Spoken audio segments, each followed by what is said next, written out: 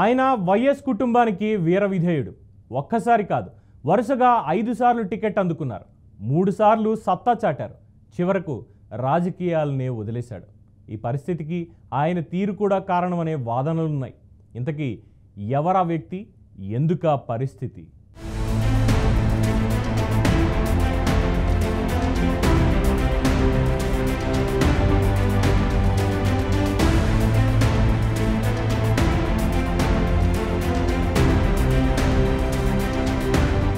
ఏలూరు చరిత్రలోనే 3 సార్లు ఏలూరు నియోజకవర్గం ఎమ్మెల్యేగా గెలిచిన ఏకైక వ్యక్తి ఆళ్ల నాని.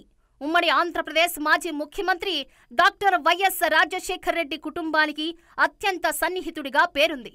2004 నుంచి 2024 వరకు వైఎస్ కుటుంబం ఆళ్ల నానికి అత్యధిక ప్రాధాన్యతనిస్తూ వచ్చింది. వరుసగా 5 సార్లు టికెట్ అందుకున్న ఘనత కూడా నాని సాధించారు.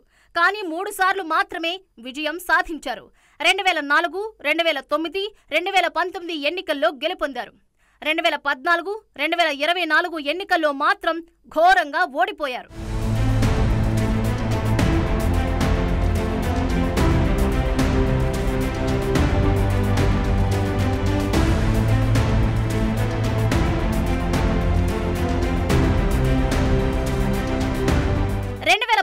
ఎన్నికల్లో గెలవడంతో వైఎస్ జగన్ తన కేబినెట్లో చోటు కల్పించారు.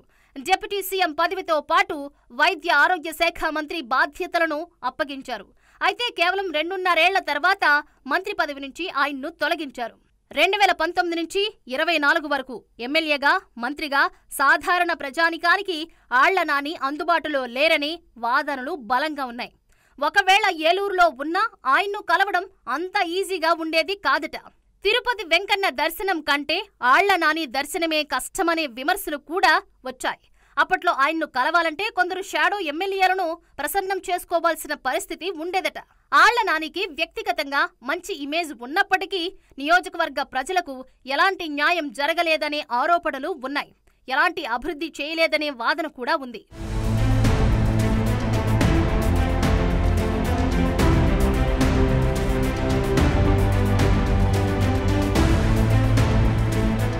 ఏలూరులో ఎన్నో దశాబ్దాలుగా కొన్ని కీలక సమస్యలు పెండింగ్లో ఉన్నాయి. అండర్ డ్రైనేజీ వాటర్ సిస్టమ్, తాగునీటి వ్యవస్థ లేదు. ప్రభుత్వ ఆసుపత్రి అభివృద్ధికి నోచుకోలేదు. ఆళ్ల నాని మంత్రి అయిన తర్వాత ఆ సమస్యలని పరిష్కరిస్తారని ఆశించారు. కానీ వీటన్నింటినీ గాలికొదిలేశారనేది స్థానికుల వాదన. కనీసం వైద్య ఆరోగ్య శాఖ మంత్రిగా ఉండి కూడా జిల్లా ఆసుపత్రిని మెరుగుపరుచుకోలేకపోవడం సిగ్గుచేటుగా అభివర్ణిస్తున్నారు.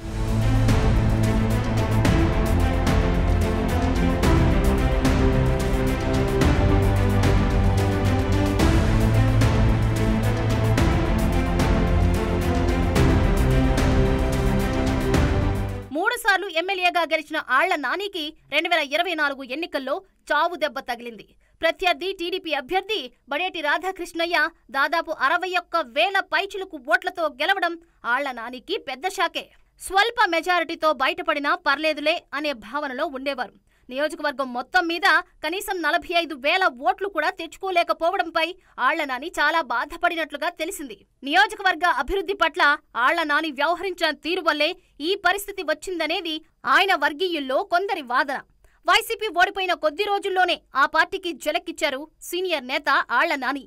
ఏలూరు జిల్లా అధ్యక్ష పదవితో పాటుగా ఏలూరు అసెంబ్లీ నియోజకవర్గ ఇన్ఛార్జి పదవికి రాజీనామా చేస్తున్నట్లు ప్రకటించారు. వ్యక్తిగత కారణాలతో ప్రత్యక్ష రాజకీయాలకు ఇకపై దూరంగా ఉండనున్నట్లు వెల్లడించారు. మరి ఆ స్థాయి ఓటమిని జీర్ణించుకోలేకే రాజకీయాల నుంచి తప్పుకున్నారని సమాచారం. 3 సార్లు ఎమ్మెల్యేగా 2.5 ఏళ్లు మంత్రిగా చేసినప్పటికీ అంతటి దారుణమైన ప్రజా తీర్పును తీసుకోలేకపోయారని తెలిసింది.